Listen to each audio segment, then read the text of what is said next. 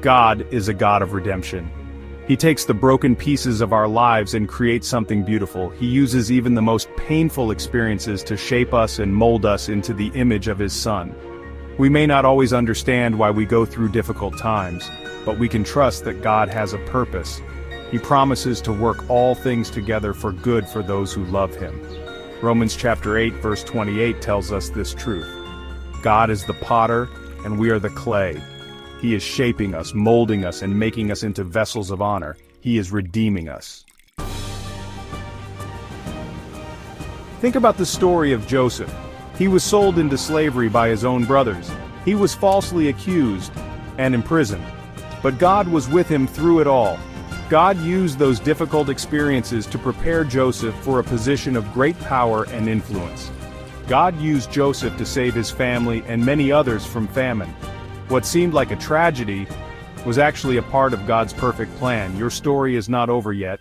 God is still writing it. And He can bring beauty from ashes. He can redeem your pain and use it for good. It takes faith to trust God when we don't understand His ways, but Hebrews chapter 11 verse 1 tells us that faith is the assurance of things hoped for, the conviction of things not seen. We may not see the redemption yet, but we can trust that it is coming. God sees the bigger picture. He knows what we need, even when we don't. He knows how to use every experience to draw us closer to Him. Choose to trust God.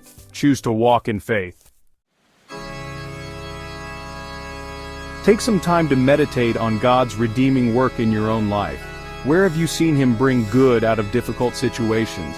How has He used your pain to shape you and mold you? Ask God to show you how to be more like Jesus. Ask Him to help you see others through His eyes. Ask Him to use you to be an instrument of His redemption in the world. God is a God of redemption. He is working in your life even when you don't see it. Trust Him. Let Him redeem your story.